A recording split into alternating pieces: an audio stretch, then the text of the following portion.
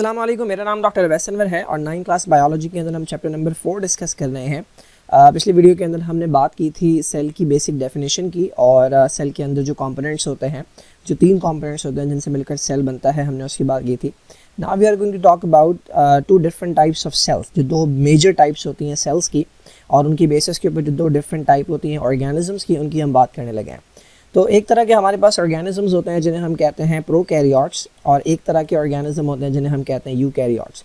पिछली वीडियो के अंदर मैंने बताया था कि सेल जो है वो बेसिक यूनिट होता है लाइफ का, और सेल के अंदर 3 कंपोनेंट्स जो हैं वो हमें देखने को मिलते हैं। जो ट्रू सेल होता है उसके अंदर ये 3 कंपोनेंट्स होते हैं। एक बाउंड्री होती है जो आउटर कवरिंग होती है, जिसे हम कहते हैं मेम्ब्रेन, सेल मेम्ब्रेन। ठीक है, इसका काम होता है सेल के जितना भी मटेरियल है उसे लिमिट में रखना और अंदर के मटेरियल की प्रोटेक्शन करना। दूसरी चीज़ जो होती है वो एक कंट्रोल सेंटर होता है, जिसे हम न्यूक्लियस का नाम देते हैं, जहाँ से तमाम एक्टिविटीज़ कंट्रोल होती हैं। और तीसरी चीज़, इन दोनों के दरमियान में एक अदद मटेरियल होता है, दैट इज़ कॉल्ड साइटोप्लाज्म। इसके अंदर वो तमाम स्ट्रक्चर्स होते हैं या वो तमाम मॉलिक्यूल्स होते हैं जो कि सेल के अंदर के तमाम फंक्शंस परफॉर्म करते हैं। तो ये आउटर मेम्ब्रेन हो गई, और सेंटर के अंदर जो है एक अदद कंट्रोल सेंटर हो गया, दैट इज़ कॉल्ड न्यूक्लियस, ये मेम्ब्रेन है। और इन 2 चीज़ों के दरमियान में जो है मौजूद है जितना भी मटेरियल, वो कहलाता है साइटोप्लाज्म। अब हमारे पास 2 डिफरेंट तरह के सेल्स हैं, एक को हम कहते हैं प्रोकैरियोटिक सेल और एक को हम कहते हैं यूकैरियोटिक सेल। तो जिनके अंदर प्रोकैरियोटिक सेल होता है वो कहलाते हैं प्रोकैरियोट्स, और जिनके अंदर यूकैरियोटिक सेल होता है वो कहलाते हैं यूकैरियोट्स। तो क्या डिफरेंसेस हैं, ये डिफरेंसेस हमने यहाँ पर डिस्कस करने हैं। ना जो बेसिक डिफरेंस है, जो मेन डिफरेंस है जिसके ऊपर इन दोनों को अलग अलग किया जाता है, वो न्यूक्लियस की बेसिस के ऊपर किया जाता है। तो एक ऐसा सेल कि जिसके अंदर जो न्यूक्लियस है उसके ऊपर अलग से मेम्ब्रेन होगी। एक तो सेल की अपनी मेम्ब्रेन है और दूसरा ये न्यूक्लियस की एक और मेम्ब्रेन होती है। न्यूक्लियस के ऊपर अपने न्यूक्लियस का जितना भी मटेरियल होता है, यानी जो डीएनए है, उसके अराउंड एक और मेम्ब्रेन होती है। तो जिस सेल के अंदर भी न्यूक्लियस के अराउंड मेम्ब्रेन होगी, सेल की अलग मेम्ब्रेन है, न्यूक्लियस की अलग मेम्ब्रेन है, तो ऐसा सेल जो है ना वो कहलाता है यूकैरियोटिक सेल। ये जो EU है इसका मतलब होता है वेल या फिर ट्रूली फॉर्म, और कैरियन का जो वर्ड है उसका मतलब होता है न्यूक्लियस, यानी इनका जो न्यूक्लियस है वो वेल फॉर्म्ड है, इनका जो न्यूक्लियस है वो ट्रू न्यूक्लियस कहलाता है, बिकॉज उसके ऊपर अपनी एक मेम्ब्रेन होती है। तो आसान अल्फाज में इस कंडीशन के अंदर जो साइटोप्लाज्म है और जो न्यूक्लियस का अंदर का मटेरियल है जो कहलाता है न्यूक्लियोप्लाज्म, ये दोनों डिफरेंशिएटेड होते हैं, दोनों सेपरेटेड होते हैं, क्योंकि इनके दरमियान एक बाउंड्री मौजूद होती है। तो न्यूक्लियस का जितना भी मटेरियल है उसको अलग करती है एक मेम्ब्रेन साइटोप्लाज्म से। तो ये ट्रू न्यूक्लियस के अंदर पाया जाता है।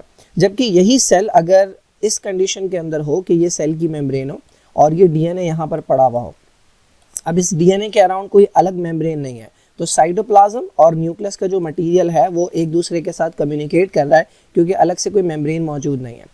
तो जिस न्यूक्लियस के अंदर मेम्ब्रेन नहीं होती, ऐसा सेल के जिसकी न्यूक्लियस में मेम्ब्रेन नहीं होती, वो कहलाता है प्रोकैरियोटिक सेल। प्रो का मतलब होता है प्रिमिटिव, तो ये पुराना टाइप का न्यूक्लियस है। इनिशियल अगर हम एवोल्यूशन की बात करें तो लाइफ एक सेल से स्टार्ट हुई और फिर आगे चलती गई। तो इनिशियली जो ऑर्गेनिज्म थे उनके अंदर इस तरह का न्यूक्लियस मौजूद था जिसके अराउंड अलग से कोई मेम्ब्रेन मौजूद नहीं थी, तो ये प्रोकैरियोट्स कहलाते हैं, और ऐसा सेल प्रोकैरियोटिक सेल कहलाता है। और फिर एवोल्यूशन के अंदर आगे जब बढ़ते गए तो न्यूक्लियस ने अपने अराउंड एक मेम्ब्रेन डेवलप की, और ये न्यूक्लियस जो है मेम्ब्रेन बाउंड हो गया, तो ये सेल जो है ना ये प्रोकैरियोटिक से कन्वर्ट हो गया यूकैरियोटिक के अंदर। तो इनके दरमियान बहुत सारे डिफरेंसेस हैं जो कि इस टेबल के अंदर दिए हुए हैं। 1 बाय 1 ये डिस्कस कर लेते हैं। सबसे पहले अगर हम बात करें एग्जाम्पल की, तो बहुत आसान है। जो प्रोकैरियोटिक सेल वाले हैं, यानी वो ऑर्गेनिज्म जिन्हें हम प्रोकैरियोट्स कहते हैं, वो 2 ही कैटेगरीज हैं। एक को हम कहते हैं बैक्टीरिया और एक को हम कहते हैं साइनोबैक्टीरिया। इनके दरमियान जो है वो काफ़ी चीज़ें मैच करती हैं और इन्हें मिलाकर एक किंगडम के अंदर रखा गया है, जो कि आपने 3rd चैप्टर के अंदर पढ़ा, जिसे हम कहते हैं किंगडम। प्रीवियसली इसका नाम था मोनरा, जिसे मोनेरा भी पढ़ते हैं, या अब इसका जो नाम है वो है किंगडम प्रोकैरियोटिक। तो किंगडम प्रोकैरियोटिक के अंदर जो है वो सारे के सारे प्रोकैरियोट्स पाए जाते हैं। प्रोकैरियोट्स कौन, कि जिनका जो न्यूक्लियस है वो विदाउट मेम्ब्रेन होता है, यानी उसके ऊपर अलग से मेम्ब्रेन नहीं होती। इन दोनों कैटेगरीज के अलावा बाकी जितने भी ऑर्गेनिज्म हैं, जितने भी एनिमल्स हैं, जितने भी प्लांट्स हैं, फंगस है, एल्जी हैं, वो तमाम के तमाम जो है उनके पास जो सेल है उसके अंदर एक प्रॉपर न्यूक्लियर मेम्ब्रेन मौजूद होती है, अलग से न्यूक्लियस होता है, ट्रू न्यूक्लियस होता है। तो वो जो है वो यूकैरियोट्स कहलाते हैं। तो ये तमाम के तमाम सिर्फ इन दोनों के अलावा, बस अगर ये 2 याद रख लें तो बाकी जितने भी ऑर्गेनिज्म हैं वो यूकैरियोट्स हैं। बैक्टीरिया से छोटे की तरफ अगर आप जाएंगे यानी वायरसेस की बात करेंगे तो वायरस इन दोनों कैटेगरीज में नहीं आता। क्या रीज़न है? उसका रीज़न ये है कि वायरस जो है उसके पास सेल मौजूद नहीं होता। वायरस को हम ए सेलुलर या नॉन सेलुलर कहते हैं क्योंकि सेल के अंदर सेल के होने के लिए जो 2-3 कंपोनेंट होते हैं, मेम्ब्रेन, न्यूक्लियस और साइटोप्लाज्म, वो वायरस के पास मौजूद नहीं होती। वायरस का स्ट्रक्चर बहुत सिंपल सा होता है, तो वो सेल ही नहीं है, दैट इज़ वाई ना वो प्रोकैरियोटिक है ना वो यूकैरियोटिक है। नाउ डिफरेंसेस की अगर हम बात करें तो पहला डिफरेंस न्यूक्लियस की बेसिस के ऊपर है। प्रोकैरियोटिक सेल का जो न्यूक्लियस है वो विदाउट मेम्ब्रेन है, जबकि जो यूकैरियोटिक सेल के न्यूक्लियस है वो विद मेम्ब्रेन है। आगे जाकर आप न्यूक्लियस का स्ट्रक्चर भी देखेंगे तो उसमें नज़र आएगा कि एनिमल और प्लांट के अंदर जो न्यूक्लियस होता है, एक तो उसके ऊपर मेम्ब्रेन मौजूद होती है, उसके बाद उसके अंदर अलग से एक फ्लूइड होता है जो कि बाहर वाले फ्लूइड से यानी साइटोप्लाज्म के फ्लूइड से डिफरेंट होता है। तो ये डिफरेंस इसीलिए आ रहा है क्योंकि दरमियान में एक लेयर मौजूद है जो कि इन दोनों को सेपरेट कर रही है। नंबर ऑफ क्रोमोसोम्स जो हैं, ये भी जब न्यूक्लियस का टॉपिक आएगा तो थोड़ा सा डिटेल में बात होगी। ये थिन थ्रेड लाइक स्ट्रक्चर्स होते हैं जो कि डीएनए से बने होते हैं। तो प्रोकैरियोटिक सेल यानी जो बैक्टीरिया और साइनोबैक्टीरिया के क्रोमोसोम्स हैं वो एक तो उनके पास एक क्रोमोसोम होता है, पेयर्स नहीं होते, जोड़ियों में नहीं होते क्रोमोसोम, और वो भी ट्रू क्रोमोसोम नहीं होते। अब ये ट्रू क्रोमोसोम क्या होता है? जिसके साथ बेसिकली क्रोमोसोम के अंदर दो मेन चीज़ें होती हैं। हमारे क्रोमोसोम के अंदर एक डीएनए होता है और इसके साथ साथ इसमें कुछ प्रोटीन्स पाई जाती हैं जिन्हें हम हिस्टोन प्रोटीन्स कहते हैं। तो अगर आप एनिमल्स का या प्लांट्स का क्रोमोसोम निकाल के देखेंगे तो आपको ये दोनों चीज़ें उसके अंदर मिल जाएंगी, डीएनए भी मिल जाएगा और हिस्टोन प्रोटीन्स होती हैं जो कि एक स्पेशल टाइप की प्रोटीन्स है वो पाई जाती हैं। जबकि जो बैक्टीरिया और साइनोबैक्टीरिया यानी जो प्रोकैरियोटिक सेल्स हैं इनकी क्रोमोसोम के अंदर ये हिस्टोन प्रोटीन्स जो है ये नहीं पाई जाती। दैट इज़ वाई इन्हें हम कहते हैं ये ट्रू क्रोमोसोम जो है ये नहीं है। कहाँ चला गया? हाँ, तो ये हिस्टोन प्रोटीन्स, ठीक है, ये प्रोकैरियोट्स में एब्सेंट होती हैं और यूकैरियोट्स में मौजूद होती हैं। नंबर ऑफ सेल्स अगर आप बात करें इन ऑर्गेनिजम्स की जिन्हें आप प्रोकैरियोट्स कह रहे हैं तो ये सारे के सारे यूनिसेलुलर हैं। जितने भी बैक्टीरिया हैं वो सब यूनिसेलुलर हैं, जितने भी साइनोबैक्टीरिया हैं वो सब यूनिसेलुलर हैं। जबकि वो ऑर्गेनिज्म जिनके पास ट्रू न्यूक्लियस वाला सेल है यानी जो यूकैरियोट्स हैं वो दोनों वैरायटी के हैं, उनमें से कुछ यूनिसेलुलर हैं और कुछ मल्टीसेलुलर हैं। मेम्ब्रेन बाउंड ऑर्गेनल्स की अगर हम बात करें, अब ये ऑर्गेनल्स क्या होते हैं? तो साइटोप्लाज्म मैंने बताया वो हिस्सा होता है, सेल का वो एरिया होता है कि जहाँ पे वो तमाम स्ट्रक्चर्स होते हैं जो फंक्शंस परफॉर्म करते हैं। उन स्ट्रक्चर्स को जिनका एक ख़ास फॉर्म होती है और जो एक ख़ास फंक्शन परफॉर्म करते हैं उन्हें हम कहते हैं ऑर्गेनल्स। अब उसमें से बहुत सारे ऑर्गेनल्स हैं जिनके ऊपर अपनी एक मेम्ब्रेन है। जिस तरह न्यूक्लियस के ऊपर एक मेम्ब्रेन होती है उसी तरह से इनके ऊपर भी मेम्ब्रेन होती है। किसी में एक मेम्ब्रेन होती है, किसी में दो मेम्ब्रेन्स होती हैं। तो मेम्ब्रेन बाउंड ऑर्गेनल्स जो है ना वो प्रोकैरियोटिक सेल में नहीं होते। मेम्ब्रेन बाउंड ऑर्गेनल्स की एग्जांपल ये नीचे लाइन से दी हुई है इन्होंने। जबकि जो यूकैरियोटिक सेल्स हैं इनके पास मेम्ब्रेन बाउंड ऑर्गेनल्स प्रेजेंट होते हैं, जैसे कि लाइसोसोम है और पैरोक्सिसोम है। ये आगे जाकर इस चैप्टर के अंदर शायद दिए हुए, ये मेम्ब्रेन बाउंड ऑर्गेनल्स हैं। लाइसोसोम के अंदर जो है वो ऐसे एंजाइम्स होते हैं जो डाइजेशन के अंदर हेल्प करते हैं। पैरोक्सिसोम के अंदर ऐसे एंजाइम्स होते हैं जो कि हार्मफुल केमिकल्स को नॉन हार्मफुल केमिकल में कन्वर्ट करते हैं। तो वो प्रोकैरियोटिक सेल के पास नहीं है, जबकि यूकैरियोटिक सेल में, प्लांट्स में, एनिमल्स में ये तमाम चीज़ें पाई जाती हैं। माइक्रोट्यूब्यूल्स बेसिकली एक तरह के स्केलेटन होते हैं। जिस तरह हमारी बॉडी के अंदर बोन्स होते हैं बिल्कुल इसी तरह सेल के अंदर भी कुछ बारीक बारीक से फाइबर्स होते हैं जो कि सेल को सपोर्ट प्रोवाइड करते हैं, चीज़ों को मूव कराने में हेल्प करते हैं। तो उनमें से एक होते हैं माइक्रोट्यूब्यूल्स। तो प्रोकैरियोटिक सेल के अंदर ये माइक्रोट्यूब्यूल या तो एब्सेंट होते हैं या बहुत रेयरली पाए जाते हैं, जबकि यूकैरियोटिक सेल में ये कॉमनली पाए जाते हैं। एंडोप्लाज्मिक रेटिकुलम एक और ऑर्गेनल है, इसके अपना स्ट्रक्चर होता है, अपना फंक्शन होता है। इसके ऊपर भी मेम्ब्रेन होती है। ये चूंकि मेम्ब्रेन बाउंड है तो ये इसके अंदर एब्सेंट होगा प्रोकैरियोटिक सेल में। यूकैरियोटिक सेल में ये प्रेजेंट होता है। माइटोकॉन्ड्रिया एक और स्ट्रक्चर, एक और ऑर्गेनल है, ये भी मेम्ब्रेन बाउंड है, इसके ऊपर दो मेम्ब्रेन्स होते हैं। तो ये भी प्रोकैरियोटिक सेल में एब्सेंट है और यूकैरियोटिक सेल में प्रेजेंट है। इसका काम एरोबिक रेस्पिरेशन होती है, यानी ये वो काम करता है कि ग्लूकोज को तोड़ता है और उससे एनर्जी रिलीज होती है जिसको ये स्टोर कर लेते हैं एटीपी के अंदर, जिसे आप एनर्जी करेंसी का नाम देते हैं। देन राइबोसोम्स वो स्ट्रक्चर है जो प्रोटीन्स बनाते हैं। राइबोसोम्स डिफरेंट तरह के पाए जाते हैं। प्रोकैरियोटिक सेल के अंदर जो राइबोसोम है वो छोटा होता है, उसे 70S का नाम देते हैं, और जो बाकी यूकैरियोटिक सेल्स हैं उनके अंदर ये बड़ा होता है, उसे 80S का नाम देते हैं ना। जो 70S है ये बेसिकली सेडिमेंटेशन रेट होता है। ये एक तरह का यूनिट है, जिस तरह आप मास के साथ kg लिखते हैं बिल्कुल उसी तरह ये S जो है ये एक यूनिट होता है।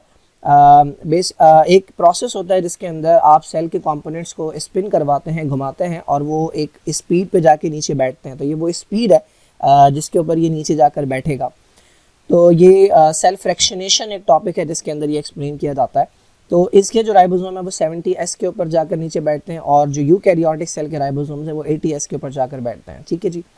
ना वेसिकल्स कहते हैं बैग्स को। तो डिफरेंट तरह के बैग्स होते हैं, दोनों के अंदर पाए जाते हैं। गोल्जी एपरेटिस एक और तरह का स्ट्रक्चर है, एक और ऑर्गेनल है। चूंकि ये मेम्ब्रेन बाउंड है तो मेम्ब्रेन बाउंड सारे ऑर्गेनल्स जो हैं वो प्रोकैरियोट्स में एब्सेंट होते हैं, यूकैरियोट्स में ये प्रेजेंट होता है। इसका काम मॉडिफिकेशन से रिलेटेड होता है, दूसरों की बनाई हुई चीज़ों के अंदर ये कुछ ऐड या सब्ट्रैक्ट करता है। क्लोरोप्लास्ट जिसके अंदर क्लोरोफिल होता है फोटोसिंथेसिस का काम करता है। ऑल्दो बैक्टीरिया जो हैं वो फोटोसिंथेसिस करते हैं लेकिन उनके पास एक अलग से स्ट्रक्चर नहीं होता कि जिसके अंदर ये काम हो रहा हो। उनके पास जो क्लोरोफिल होता है वो एक तो डिफरेंट वैरायटी का होता है, डिफरेंट टाइप का होता है और वो बिना क्लोरोप्लास्ट के पाया जाता है। चूँकि क्लोरोप्लास्ट ही मेम्ब्रेन बाउंड ऑर्गेनल है तो ये भी इनमें एब्सेंट होता है। जबकि जो क्लोरोप्लास्ट है वो प्रेजेंट होता है प्लांट्स के अंदर। देखें सारे यूकैरियोट्स के अंदर नहीं, एनिमल्स के अंदर नहीं पाया जाएगा, फंजाई के अंदर नहीं पाया जाएगा। तो यूकैरियोट्स में है लेकिन सारे यूकैरियोट्स में नहीं बल्कि प्लांट्स के अंदर पाया जाता है ना। प्लाज्मा मेम्ब्रेन ये सेल मेम्ब्रेन का दूसरा नाम है विद स्टेरॉइड। स्टेरॉइड बेसिकली एक तरह के लिपिड्स होते हैं।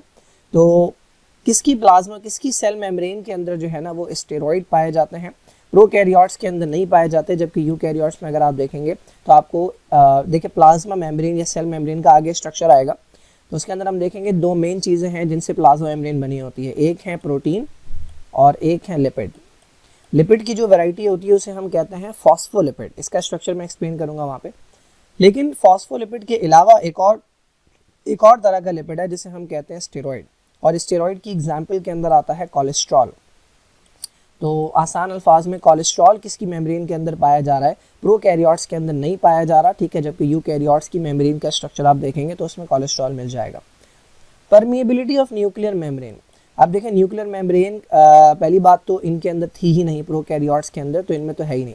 इनके अंदर न्यूक्लियर मेम्ब्रेन पाई जाती है और उसकी जो परमिएबिलिटी है, परमिएबिलिटी का मतलब ये है कि वो मॉलिक्यूल्स को गुजरने की इजाज़त देती है नहीं, तो वो सेलेक्टिव है। यानी अगर आप यूकैरियोटिक सेल की बात करें तो उसकी जो न्यूक्लियर मेम्ब्रेन है वो हर चीज़ को न्यूक्लियस के अंदर और बाहर जाने की इजाज़त नहीं देती। कुछ सेलेक्टिव चीज़ें होती हैं जिनको गुजरने की इजाज़त है। वैक्यूल एक और ऑर्गेनल है, इसके ऊपर भी मेम्ब्रेन होती है तो ये इसमें एब्सेंट होगा, जबकि यूकैरियोटिक सेल के अंदर ये प्रेजेंट होता है। फंक्शन के ऊपर बात करेंगे जब हम इस चैप्टर के अंदर डिटेल में देखेंगे। सेल का साइज़, चूँकि ये सारे के सारे इनिशियल ऑर्गेनिज्म है तो ये इनका सेल का साइज़ छोटा है, 1 to 10 माइक्रोमीटर बहुत छोटा साइज़ है। जबकि जो यूकैरियोट्स हैं उनके सेल का साइज़ बड़ा होता है। And the last one is flagella. Flagella जो है ये एक रस्सी की तरह का स्ट्रक्चर होता है, वायर की तरह का स्ट्रक्चर होता है, लोकोमोशन में यानी मूव करने में हेल्प करता है। तो जो फ्लैजिला प्रोकैरियोटिक सेल के अंदर पाए जाते हैं वो सब माइक्रोस्कोपिक होते हैं, साइज़ में बहुत छोटे होते हैं और इनके अंदर एक सिंगल फाइबर होता है। जबकि जो फ्लैजिला यूकैरियोटिक सेल में, क्योंकि कुछ यूकैरियोट्स भी हैं जिनके पास ये फ्लैजिला पाए जाते हैं, जैसे कि आपका यूग्लिना है, तो यूग्लिना जो है वो यूकैरियोट है और उसके अंदर फ्लैजिला मौजूद होता है। जबकि बैक्टीरिया जो है प्रोकैरियोट्स हैं उनके अंदर भी फ्लैजिला होते हैं। तो दोनों के फ्लैजिला के अंदर भी फ़र्क है। तो यूकैरियोट्स का फ्लैजिला थोड़ा सा बड़ा होता है साइज़ में, जो कि माइक्रोस्कोपिक है। माइक्रोस्कोप का मतलब बहुत आसानी से दिख जाता है माइक्रोस्कोप में।